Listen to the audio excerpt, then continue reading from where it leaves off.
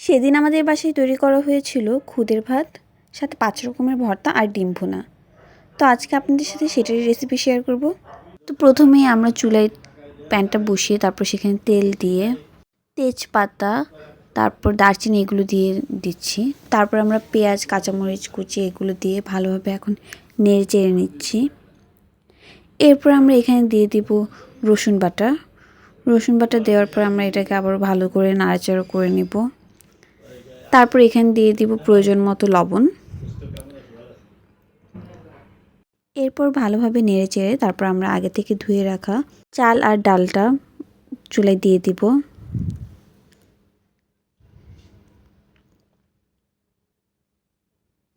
এরপর আমরা সেটাকে ভালো করে ভেজে নেব। তারপর ভাজা শেষ হয়ে গেলে আমরা এখানে দিয়ে দিব প্রয়োজন মতো পানি। পানিটা দিয়ে আমরা একটু নাড়াচাড়া করে দেব। আর আমি ভিডিও করতে পারিনি, এর ভিতরে আমাদের খুদে ভাতটা হয়েও গিয়েছে। দেখেন কত সুন্দর ঝরঝরে হয়েছে। তো এই ফাঁকে আমরা এখানে করে নিচ্ছি একটু ডিম ভুনা। সো প্রথমে চুলায় তেল দিয়ে সেখানে তেজপাতা, এলাচ, দারচিনি এগুলো দিয়ে তারপর আমরা এখানে দিয়ে দিব পেঁয়াজ আর কাঁচামরিচ কুচি। এটা দিয়ে তারপর আমরা ভালোভাবে নেড়ে চেড়ে নিচ্ছি।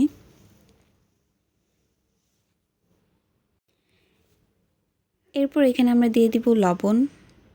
আসলে ডিম ভুনা তো সবাই করতে পারে, তারপর আমি যেহেতু রেসিপিটা ভিডিও করেছি এই জন্য আপনাদের সাথে শেয়ার করা। এরপর আমরা এখানে ধনিয়া গুঁড়া দিয়ে দিচ্ছি।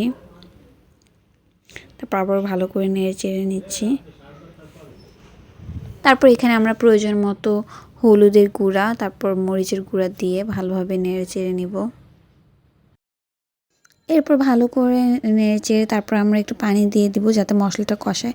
মশলাটা কষানো হয়ে গেলে এখানে আমরা আগে থেকে সিদ্ধ করে রাখা ডিমগুলো দিয়ে দিচ্ছি। যদিও আমরা সবসময় নর্মালি ডিমটা ভেজে তারপরে ভুনা করি, কিন্তু আজকে আম্মা সরাসরি এইভাবেই ভুনা করে ফেললো। তো এখানে ডিমগুলো দেওয়ার পর ভালোভাবে মশলাটার সাথে ডিমটাকে মিক্স করে নিচ্ছিলো। তারপরে এখানে পানিও দেওয়া হয়েছে, ওইটার ক্লিপ নেওয়া হয়নি। সো এখন দেখতে পাচ্ছেন আমাদের ডিম ভুনাটা একদমই রেডি। আর এখন এখানে আমাদের ভর্তার জন্য প্রিপারেশন নেওয়া হচ্ছে। সো ফার্স্টে কড়াইতে একটু তেল দিয়ে তারপরে শুকনো মরিচগুলো ভেজে নেওয়া হচ্ছে।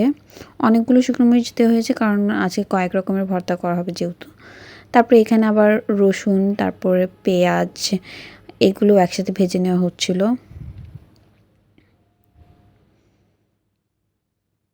এখন এখানে একটু লবণ দিয়ে দিল। তারপর এটাকে আবার ভালো করে ভেজে নিচ্ছে। তারপরে এখানে আগে থেকে রেডি করে রাখা শুটকিটাকে কুমড়ো পাতায় মুড়িয়ে তারপরে এখানে দিয়ে দিচ্ছে। এটা যাতে একটু ভাজা হয় বা সিদ্ধ টাইপের হয় এই কারণে। সো এখানে আম্মা আবার চলে আসলো ভর্তা বানানোর জন্য। সো ফার্স্টেই পেঁয়াজ নিয়ে সেটার ভিতরে একটু লবণ দিয়ে শুকনো মরিচটাকে এখন ভালো করে মাখিয়ে নেবে। তারপরে আসলে এখন তো ভর্তার ভিতরেও ধনেপাতা খুবই ভালো লাগে, যেহেতু এখন শীতকালের সিজন সব কিছুতেই তো আসলে ধনেপাতাটা খুব মজা লাগে, এই কারণে ধনেপাতা কুচি করে নিল। তারপরে এখানে তেল দিয়ে ভালো করে সেটাকে মাখিয়ে নিচ্ছে। এরপর আগে থেকে সিদ্ধ করে রাখা ডালগুলো দিয়ে দিচ্ছে। তারপর ডালটাকেও সেটার সাথে মাখিয়ে ভালো করে ভর্তা বানিয়ে নিচ্ছে। এই ভর্তা বানানোটা দেখে আমার এখন আবারও খেতে ইচ্ছে করছে, এত বেশি মজা হয়েছিল। তারপর কিন্তু আমি আর কোনো কিছু ক্লিপ নিতে পারিনি। এদিকে আমার শাশুড়ি আলু ভর্তা করে ফেলেছে, কালো জিরা ভর্তা, ধনেপাতা ভর্তা, শুটকি ভর্তা, ডাল ভর্তা সব কিছু রেডি করে ফেলেছিল। ধনেপাতা ভর্তা, শুটকি ভর্তা আর কালো জিরা ভর্তা কিন্তু পাটাই বেটে করেছিল। সবগুলো ভর্তাই অনেক বেশি মজা ছিল। আজকের ভিডিও এই পর্যন্তই। আল্লাহ হাফেজ।